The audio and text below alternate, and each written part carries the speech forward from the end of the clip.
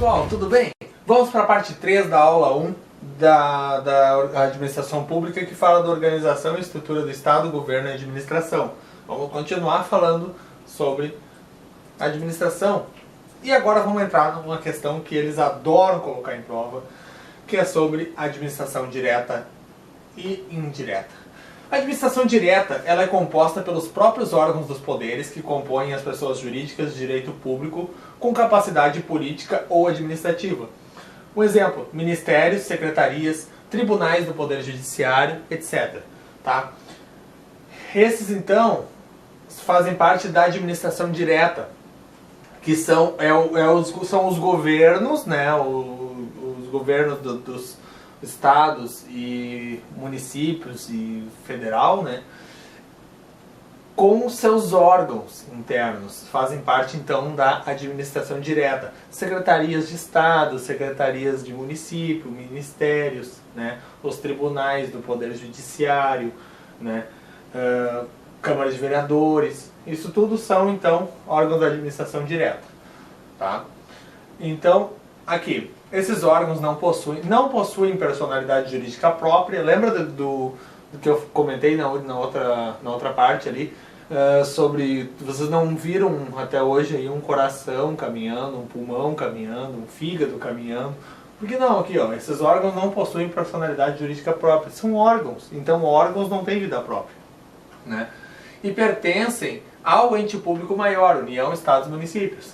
A administração pública direta atua através de seus órgãos e agentes que expressam a vontade política da pessoa jurídica a quem estão ligados. Ou seja, a Secretaria de Saúde do município de Xangri-Lá vai seguir a vontade da Prefeitura Municipal de Xangri-Lá. Eles não têm autonomia de decidir suas próprias diretrizes, né? Então, eles seguem então a vontade política daquela pessoa a que elas estão ligadas, né? Os órgãos não têm capacidade jurídica, né? Ou seja, não tem CNPJ, eles não podem... Se alguém estiver insatisfeito com a Secretaria de Saúde, não vai entrar na justiça contra a Secretaria de Saúde, vai entrar na justiça contra a Prefeitura Municipal, né? Porque a Secretaria de Saúde ela não tem capacidade jurídica própria, né? Porque ela não tem CNPJ, ela não...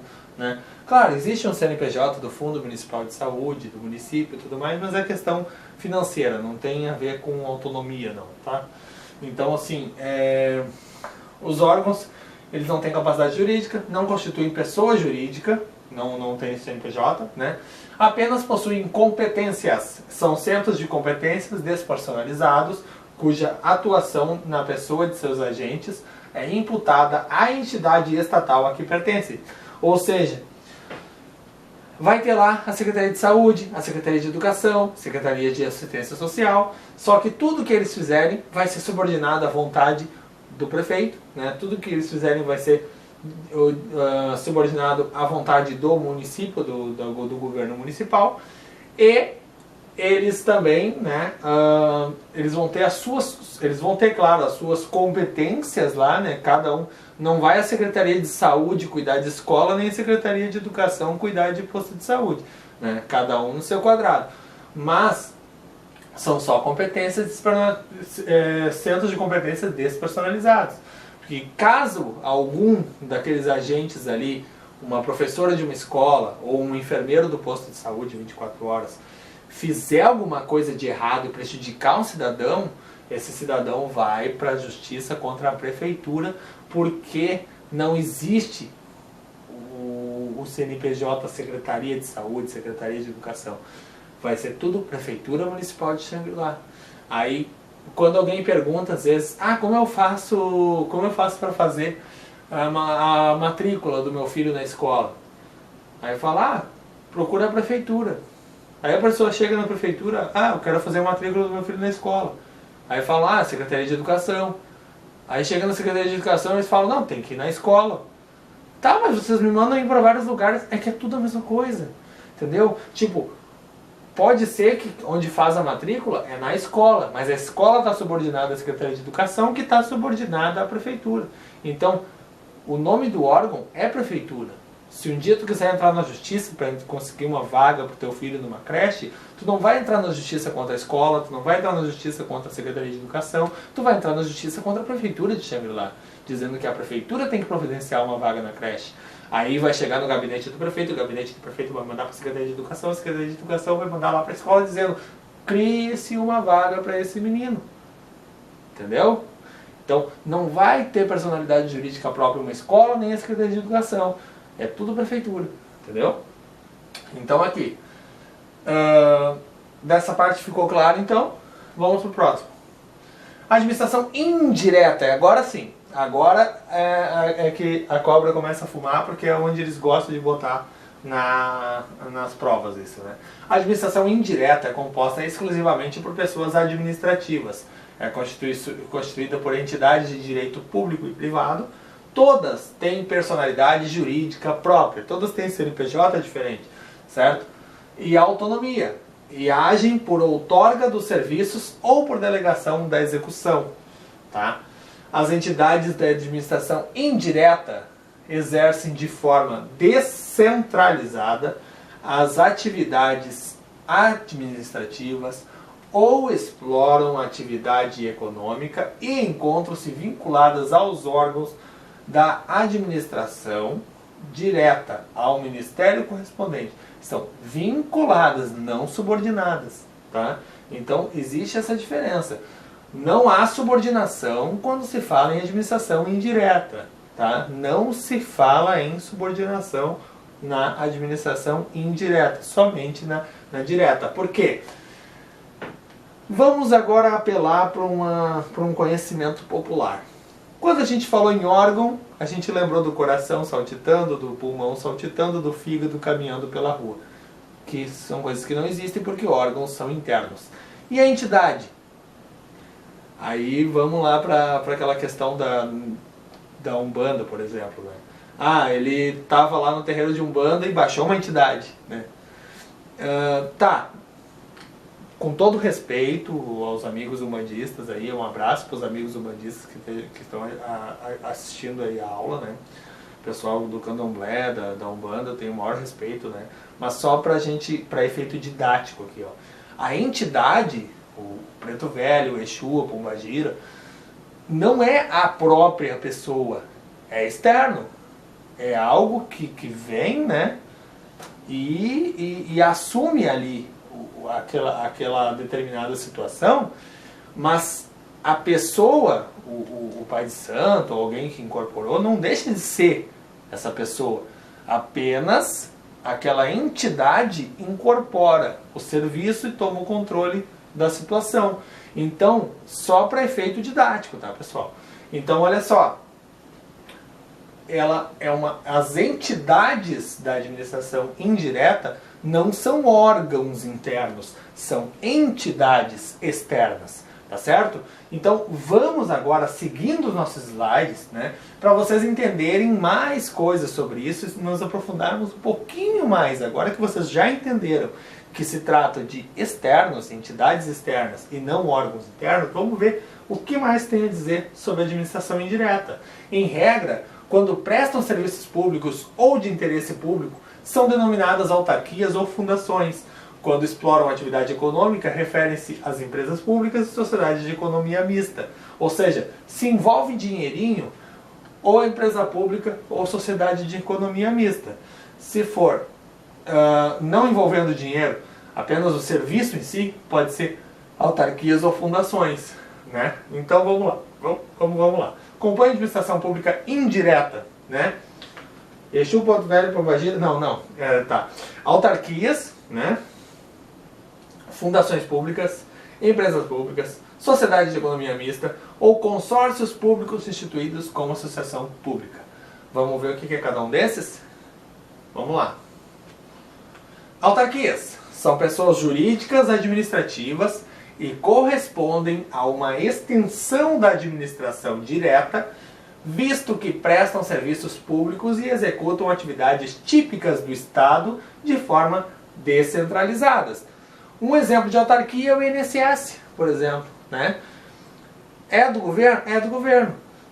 É da administração direta? Não, porque o Instituto Nacional de Seguridade Social, que é o INSS, né, a Previdência Social, ele é uma entidade autárquica. É uma autarquia que presta um serviço público. Tem fins lucrativos? Não. Então não pode ser empresa pública, né? Então aqui a autarquia é justamente isso. Eles prestam serviços públicos e executam atividades típicas do Estado de forma descentralizada. Isso é uma autarquia. Características. Elas são criadas por lei específica, tá? É uma lei que vai criar elas. Ou seja, o governo tomou a iniciativa e fez uma lei para criar uma autarquia, chamada INSS, por exemplo, tá? Possuem personalidade jurídica própria de direito público. A autarquia, direito público. As normas que regem as autarquias vão ser todas consideradas direito público, tal qual como se fosse uma prefeitura, por exemplo, tá? Possuem patrimônio e receita próprios. As cadeiras que tem lá no INSS, as mesas que tem lá, os computadores e o dinheiro que entra do recolhimento daquela porcentagem do INSS dos trabalhadores, isso tudo forma então o patrimônio e a receita próprios do INSS ou de qualquer outra autarquia, tá? Possuem capacidade específica, né, restrita à sua área de atuação. Eles têm aquela capacidade, aquela autonomia, capacidade específica. Por exemplo, né, no caso do INSS, eu estou citando sempre o INSS porque a autarquia que é considerada uma das mais importantes hoje do Brasil é o INSS, né? Ele tem a capacidade específica de cuidar da questão das aposentadorias ali, né, dos afastamentos por auxílio-doença, pensão por morte e tudo mais, né? É uma capacidade específica deles. Eles possuem autonomia administrativa e financeira. Eles podem se auto-administrar, né, e vão cuidar do seu próprio dinheiro, né? Encontram-se sujeitas ao controle ou tutela do Ministério a que se encontram vinculadas. No caso do INSS, o Ministério da Previdência Social. Eles são subordinados? Não. Não se fala em subordinação quando se fala de administração indireta. Então eles são vinculados ao ministério a que pertencem, tá? Enquadram-se no conceito de descentralização administrativa. Descentralização e desconcentração. Qual é a diferença? Desconcentração, CO, cria órgão. Descentralização, CE, cria entidade, né? É um macetezinho, né? Então, assim, enquadra-se no conceito de descentralização administrativa. Eles vão criar uma entidade, ou seja, o que era daqui foi criado outro ali. O órgão, quando cria um órgão, deixa eu só soltar aqui, quando cria um órgão, ele se subdivide-se dentro dele mesmo em compartimentos.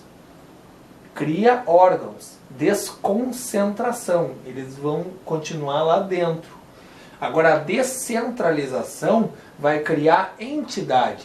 Então, uma entidade ela é criada quando desvincula e sai. Tá me entendendo? Quando desvinculou e saiu, aí esse aqui é o pai de santo e essa aqui é a entidade que ele vai incorporar. Entendeu? Então, são pessoas diferentes. Agora, se dissesse aqui, ó, esse aqui é o Joãozinho, aqui dentro está o fígado dele, está o estômago dele, está o pulmão dele. Então, são compartimentos internos. Isso é a desconcentração, que é a criação de órgãos. Agora, a criação de entidade, não. A criação de entidade, ó, faz isso aqui. Divide, cria outro. Certo? Enquadro-se no conceito de descentralização. Fechou, né? Então, próximo slide. A autarquia tem administração própria, órgãos próprios, patrimônio próprio, recursos próprios, negócios e interesses próprios, direitos, poderes e responsabilidades próprias. Encontram-se vinculadas a determinado ministério e não subordinadas, né? E incide sobre elas o controle finalístico, ministerial, e não o controle hierárquico. O exemplo, então, INSS, né, que é vinculado ao Ministério da Previdência Social, o INCRA, que é vinculado ao Ministério da Agricultura, da Reforma Agrária, alguma coisa assim, Banco Central do Brasil, né, que é vinculado ao Ministério da Fazenda, CVM, não sei do que se trata, mas também é uma autarquia que eu desconheço. Né? Se vocês quiserem, pesquisa no Google o que é CVM, não vai cair na tua prova. Próximo. Agência Executiva. É um tipo de autarquia, né? É uma qualificação a ser concedida por decreto presidencial específico a autarquias e fundações públicas responsáveis por atividades e serviços exclusivos do Estado. Não se institui uma nova figura jurídica na administração pública, mas concede-se uma qualificação que proporcionará a essas agências maior flexibilidade e autonomia mediante um regime jurídico especial. O que é isso? Normalmente eles começam a colocar metas, aumenta o salário do pessoal e tudo mais, para que tenha uma maior eficiência. Então isso seria uma agência executiva, ela se torna mais qualificada, digamos assim, né? Isso teve um contrato de gestão que foi feito com o INSS um tempo atrás aí, e aumentou bastante a eficiência do serviço. Então quando se falar em agência executiva, vai ter algumas palavras-chave, qualificação a ser concedida, né? Não se institui uma nova figura jurídica, né? Concede-se uma qualificação, proporcionará a essas agências maior flexibilidade e autonomia mediante o regime jurídico especial. Então gravem bem esses detalhezinhos aí que são importantes para a tua prova. As candidatas à qualificação devem apresentar 2 requisitos básicos. O primeiro, que é o A, né, ter celebrado o contrato de gestão com o respectivo Ministério Supervisor, ter um plano estratégico de reestruturação e de desenvolvimento institucional voltado para a melhoria da qualidade da gestão e para a redução de custos já concluído ou em andamento. Tá? Então, isso aqui é o que vai precisar para se tornar uma agência executiva. Tá certo? Que é uma coisa que acontece com as autarquias. O procedimento de qualificação de agências executivas percorre 4 etapas. 1.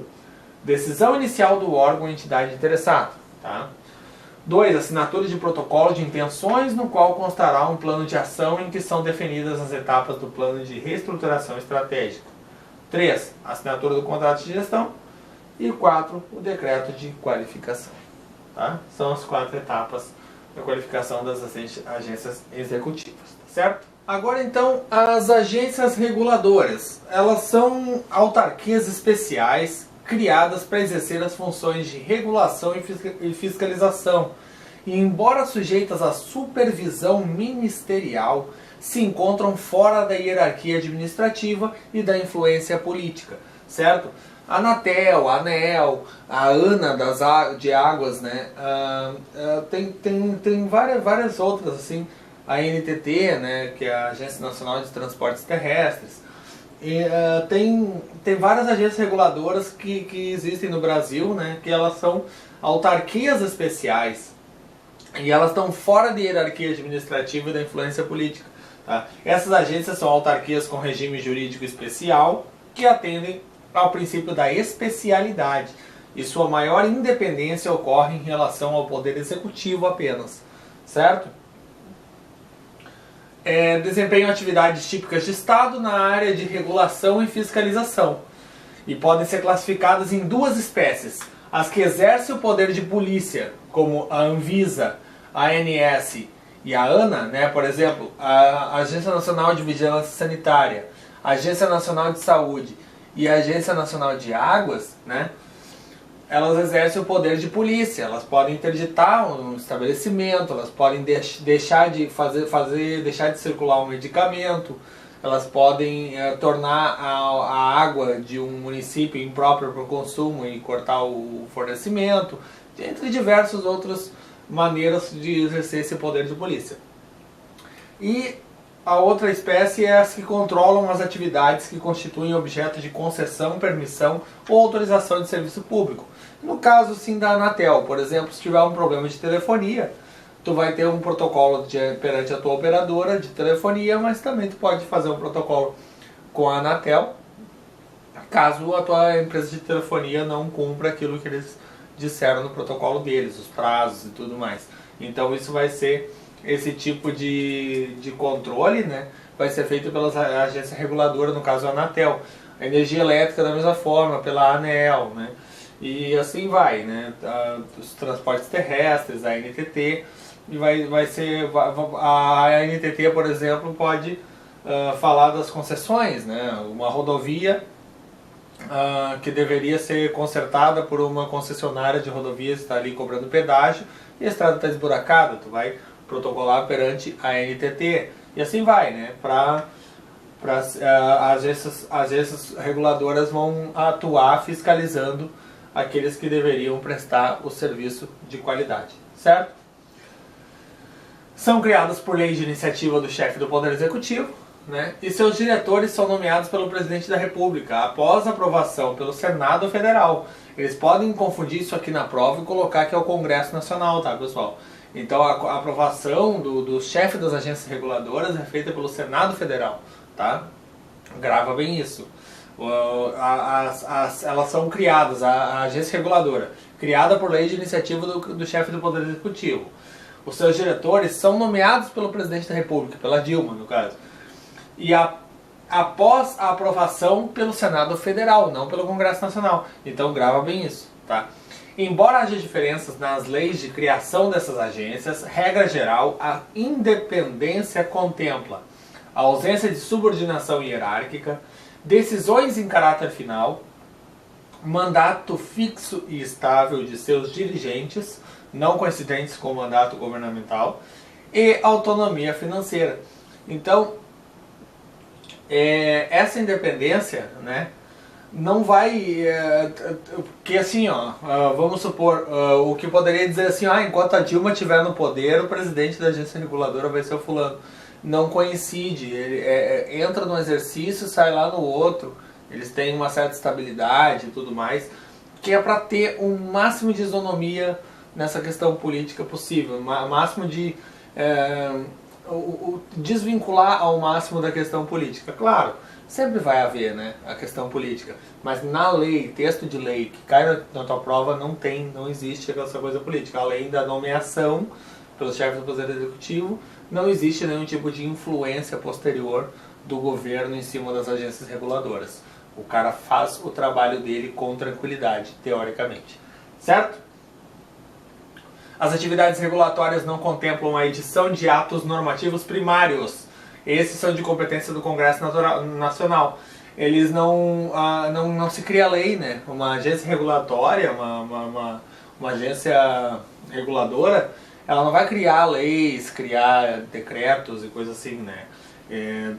A criação de uma lei, por exemplo, é competência do Congresso Nacional, né? A regulação é específica para assuntos de sua competência e deve estar prevista em lei, certo? Tem que estar prevista em lei a regulação daquele determinado serviço. A partir da previsão legal, pode a agência expedir regulamentos e demais atos para regular atividade e serviço sujeito à sua área de atuação. Eles podem ter lá resoluções e tudo mais que ditem normas, né, que ditem procedimentos a serem adotados e tudo mais. Não é lei, né, mas tem uma certa força de regulação, né, para que todos, instruções normativas e tudo mais, para que todos possam se adequar às normas estipuladas pela agência reguladora. Certo? Fundações públicas. Vamos ver o que são as fundações públicas. Agora saímos de autarquias, né? Que a agência executiva e a agência reguladora também fazem parte de autarquias. E vamos para o nosso segundo ente da administração indireta, que são as fundações públicas. São entidades que possuem personalidade jurídica de direito público, tá? Fundações públicas de direito público, tá? Somente lei específica pode autorizar sua instituição, e sua área de atuação será definida mediante lei complementar. Ou seja, tem que ter uma lei específica para autorizar sua instituição. Quer dizer, se vai ser criada uma fundação, tem que ter uma lei que autorize ela a funcionar. Não é igual a autarquia, porque a autarquia, a lei vai criar ela. A fundação, a lei vai autorizar ela. Cuida com isso, tá? E a sua área de atuação vai ser definida por meio de lei complementar, tá? Somente por lei específica poderá ser criada a autarquia e autorizada a instituição de empresa pública, de sociedade de economia mista e de fundação, cabendo à lei complementar, nesse último caso, definir as áreas de sua atuação. Então, isso aqui é o trechinho da Constituição, certo? Portanto, não é a lei que cria a fundação, visto que ela apenas autoriza a sua instituição, mas um ato posterior, um decreto do presidente da República, certo? As fundações são instituídas por decreto, né? Elas são instituídas por decreto e a lei vai autorizar elas a funcionar, tá? E devem necessariamente ter seu estatuto registrado no registro competente. A fundação passará a existir apenas após efetuado esse registro. Já vi questões em prova perguntando a partir de que momento as fundações passam a existir. É após efetuado o registro no registro competente, certo? As fundações não possuem finalidade lucrativa, fundação não tem fins lucrativos. Por exemplo, a FUNAI, né, a Fundação Nacional do Índio, ela não tem fins lucrativos, eles não querem comissão dos índios para defender os direitos, né? Eles são uma entidade sem fins lucrativos. E desempenham atividades de interesse público na área social, atividades não exclusivas do Estado, como nas áreas de educação, saúde, cultura, etc. Não tem finalidade lucrativa. Então, o que tem finalidade lucrativa? Empresa pública e sociedade de economia mista. Fundação não tem finalidade lucrativa, certo? Características, então, das fundações: criação autorizada por lei específica, não é criada por lei específica, ela é autorizada por lei específica, tá? Personalidade jurídica própria, claro, como qualquer entidade, ela tem o CNPJ próprio, a personalidade jurídica de representar e ser representado no mundo jurídico ali em juízo também é personalidade jurídica própria, ok? Patrimônio próprio, público ou semipúblico. Parte do patrimônio dela pode ser público, pode ser semipúblico, né?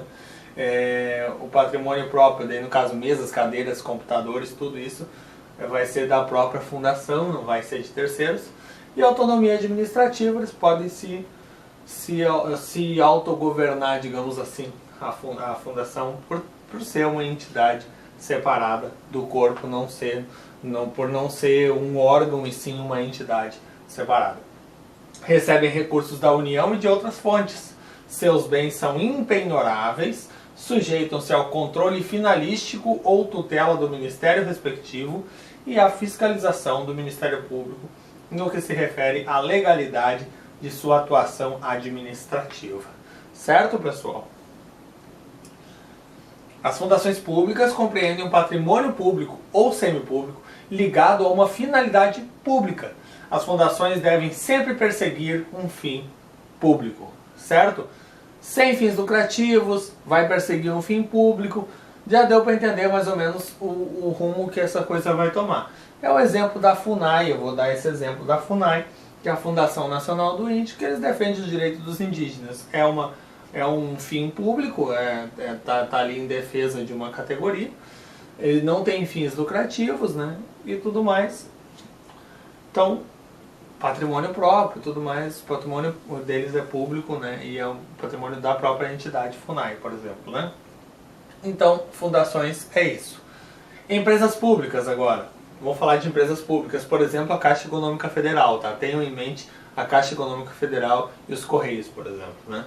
São entidades dotadas de personalidade jurídica de direito privado, porque eles vão competir num mercado, né, de capital e tudo mais. Seria injusto o governo ter empresas públicas competindo no mercado, por exemplo, Caixa Econômica Federal competindo no mercado em forma de direito público. Se fosse em forma de direito público, ela levaria grande vantagem sobre os concorrentes. Bradesco, Itaú, HSBC, né, Santander, isso aí tudo são bancos privados. E a Caixa Econômica está ali competindo no mesmo mercado disputando produtos com essas entidades privadas, né?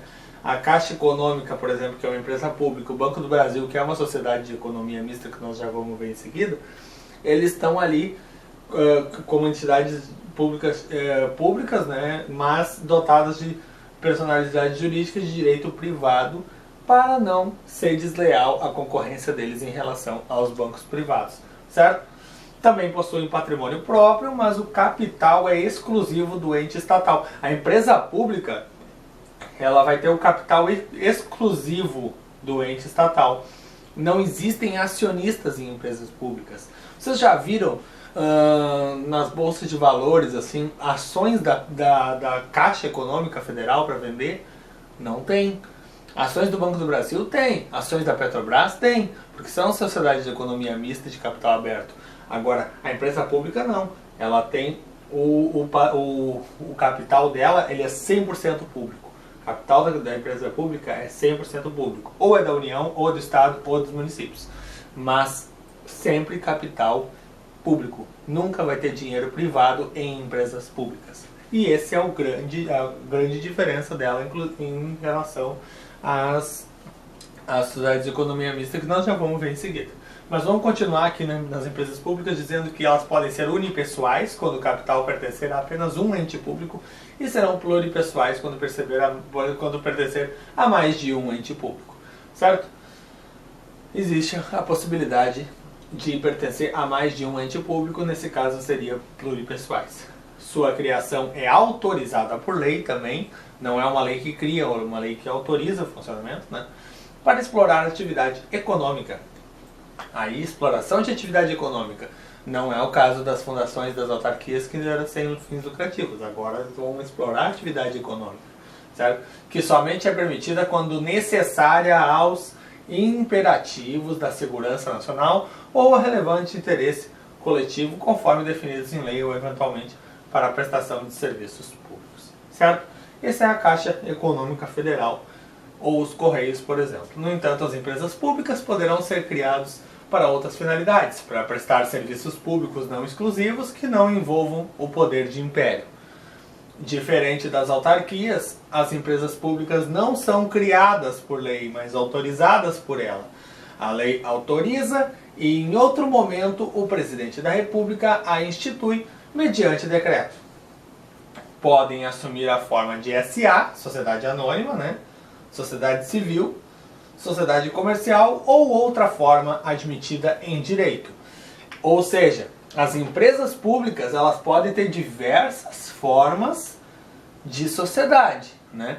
Diferente do que nós vamos ver depois da sociedade de economia mista, que só pode ser em forma de SA, sociedade anônima, tá? Mas continua aqui, só para vocês verem que tem várias outras formas admitidas em direito, e aí abre um leque quase que infinito de formas societárias que pode ter a empresa pública que tem o capital 100% público. Exemplo, Correios, Caixa Econômica Federal, Serpro e etc. Né? São empresas públicas que tem no Brasil, certo? Agora, vamos lá. Para o surgimento da empresa pública ou da sociedade de economia mista, que vai ser a próxima que nós vamos falar, né? São necessários: 1. Autorização em lei específica, decreto do Poder Executivo instituindo a empresa e registro no cartório competente. O que marca o seu nascimento é o registro da empresa ou sociedade no registro competente. Então, esse aqui vai ser o nascimento. Numa fundação, já falamos que, assim, ó, a autarquia surge quando? A autarquia surge na lei que cria ela. A partir da lei que criou, ela vai surgir. Fundação pública, quando registra. A empresa pública, quando registra. Sociedade de economia mista, quando registra no registro competente. Também, da mesma forma. Agora, a única exceção, então, são as autarquias, que elas são criadas por lei. E o ato da criação da lei independe de registro. Tá certo? Próximo. O regime jurídico das empresas públicas e também das sociedades de economia mista é híbrido, predominantemente privado, mas derrogado por normas de direito públicos. Algumas coisas vão ser de direito público, mas ele é predominantemente privado justamente naquilo que concerne que eles precisam concorrer com as outras, mais ou menos em pé de igualdade, para que não haja um favorecimento pelo fato de eles serem empresas públicas ou sociedades de economia mista, certo? A interferência das normas públicas será menor quando explorarem atividade econômica e maior quando prestarem serviços públicos. Ou seja, ele vai ser mais de direito público quando estiver prestando os serviços públicos, que no caso a Caixa Econômica nos programas sociais, alguma coisa assim, eles vão ter mais essa parte do direito público, e o direito privado quando estiverem na parte de explorar a atividade econômica, que eles vão estar concorrendo com Santander, HSBC e etc. Né? Atenção! Embora empresas públicas e sociedades de economia mista sejam pessoas de direito privado, o seu regime não é exclusivo de direito privado, ele é híbrido, né? Majoritariamente privado, mas com algumas normas de direito público. Então, não caiam nessa de dizer na prova, se eles te perguntarem se a empresa pública tem normas exclusivamente de direito privado. Corre desses exclusivamente aí, tá, pessoal? Porque não é exclusivamente, ele tem algumas coisinhas de direito público, sim, tá? Próximo. Sociedades de economia mista. Agora é o caso, por exemplo, do Banco do Brasil e da Petrobras, tá, pessoal? São entidades dotadas de personalidade jurídica de direito privado. Também não são criadas por lei, mas a autorização para sua instituição depende de lei específica. E somente após essa lei é que o Poder Executivo poderá instituí-las mediante decreto seguido do competente registro, certo? Então, ela passa a existir a partir do competente registro no seu órgão, né, devido lá, né? Exploram atividade econômica, né? Petrobras, Banco do Brasil, tenham sempre em mente, tá? Mas somente na forma de sociedade anônima, é só SA, tá? Só pode ser sociedade anônima, diferente da empresa pública que admite qualquer forma admitida em direito, tá? Sendo que a maioria das ações com direito a voto devem pertencer ao ente estatal ao qual pertence, União, Estado e Município. Ou seja, ela é em capital aberto, né? Só que sempre a maioria do capital com direito a voto vai ser público, tá? Vai ser pertencente à União, Estado ou Município. Por exemplo, o Banrisul, né, é uma sociedade de economia mista, que o capital, a maioria do capital dela é do Estado do Rio Grande do Sul, mas tem acionistas que são também, cada um a sua partezinha de dono do Banrisul. A Petrobras, o Banco do Brasil, da mesma forma. Então, sempre vai ter maior capital o público, né? O minoritário seriam as pessoas jurídicas ou físicas que possuem ações dessas empresas, tá? Dessas sociedades de economia mista. Eventualmente prestam serviços públicos, mas a grande maioria explora atividade econômica, tá? É isso aí. Em geral, a sociedade de economia mista ela vai explorar a atividade econômica, tá? Empresa pública versus sociedade de economia mista. Aqui a gente fez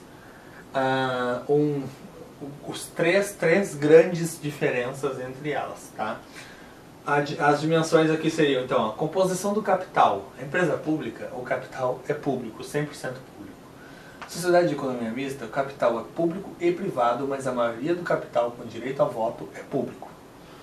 Na forma de organização, várias formas. A empresa pública é de várias formas, civil, comercial, SA, etc. Né? A sociedade de economia mista somente na forma de SA.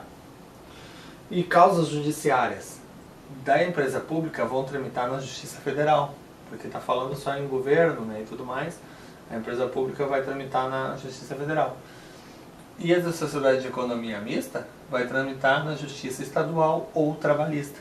Dependendo, se for causa trabalhista, vai na Justiça Trabalhista. Se for causa comum, vai na Justiça Estadual. Essas são as grandes diferenças entre empresas públicas e sociedades de economia mista, certo? Os consórcios públicos agora. A partir da lei número 11.107 de 2005 possuem personalidade jurídica própria, que pode ser de direito público ou de direito privado. Se for de natureza privada, assumirá a forma de associação civil, e se de direito público, denominar-se-á associação pública, uma espécie de autarquia interfederativa, e integrará a administração indireta de todos os entes da federação consorciados. Então os consórcios públicos são relativamente novos, né? Pode ver que a partir de 2005 ali, né, começou a possuir, né, uma personalidade jurídica própria e tudo mais. Não se fala tanto em concurso, né, nos consórcios públicos, por ser até algo que ainda está, né, meio assim, tá começando, né, apenas 10 anos no mundo jurídico, isso é pouco tempo, né, mas está aqui, né, já está começando a se citar, inclusive, né, começando a ser pedido nos concursos aí um pouquinho mais rebuscados, tá?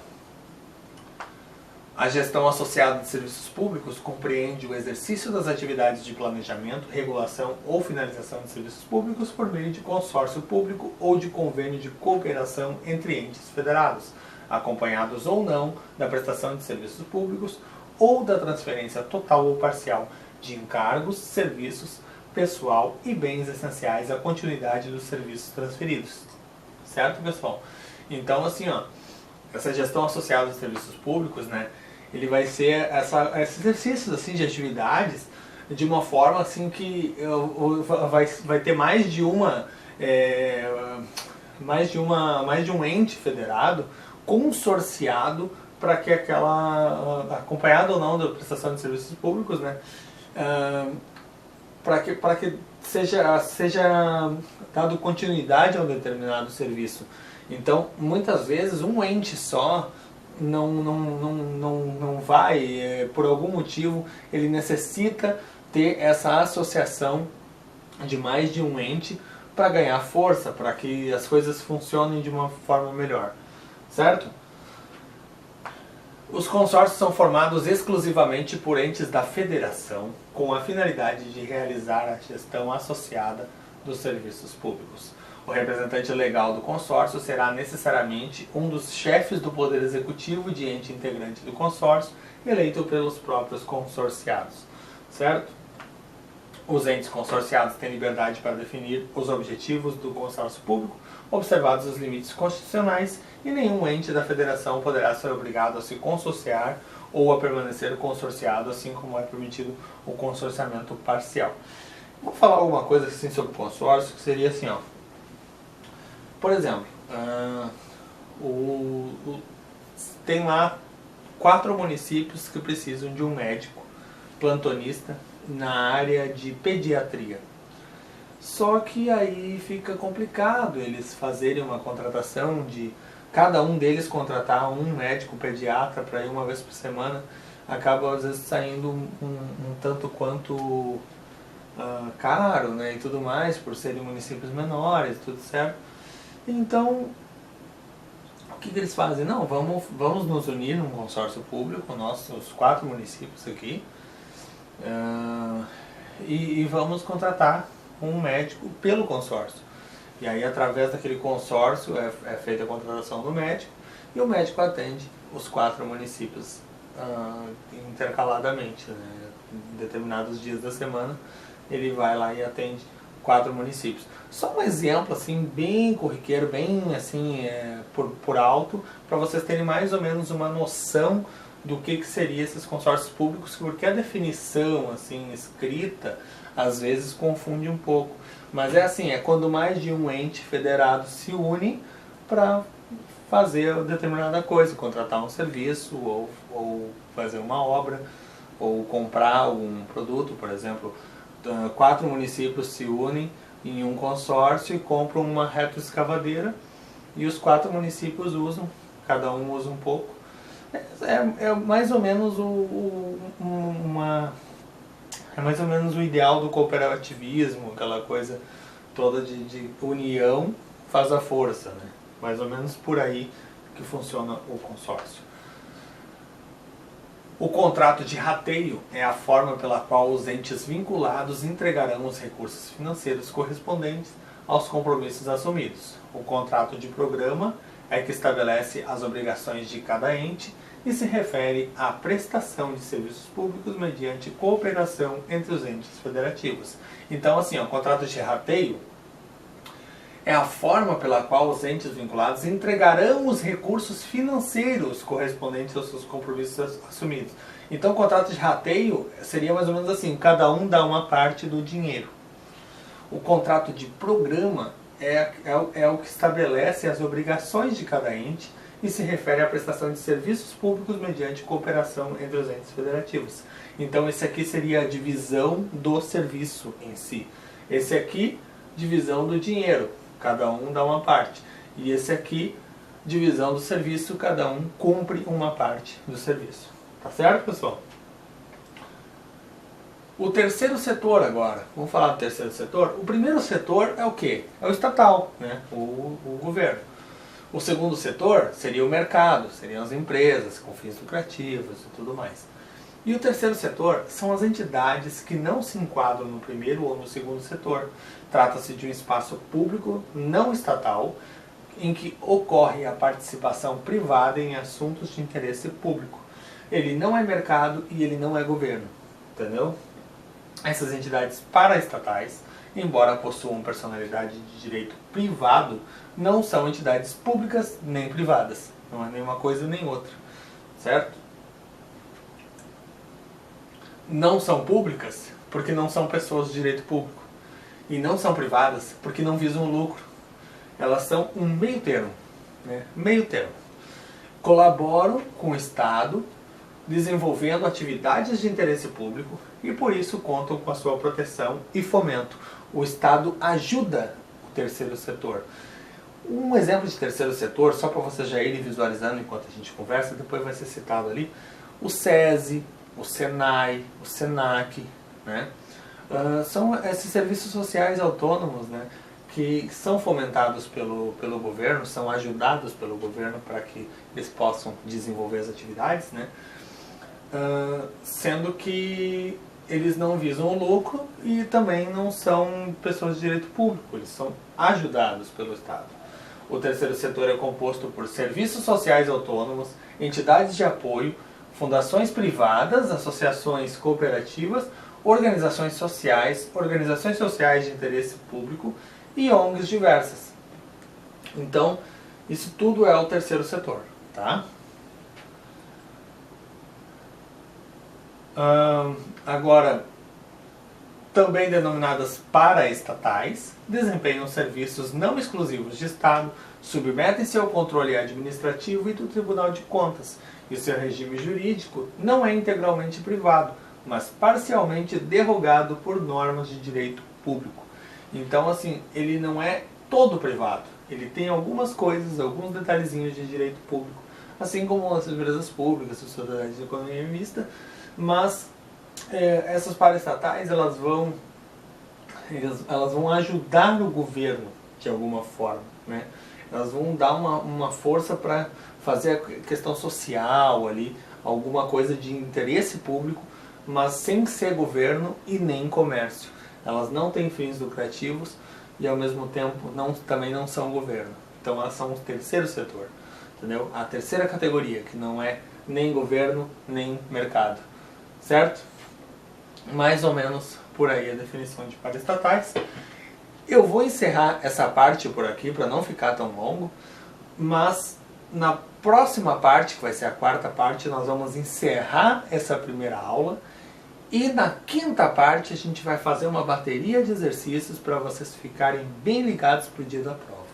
Continue focado e até a próxima aula. Muito obrigado!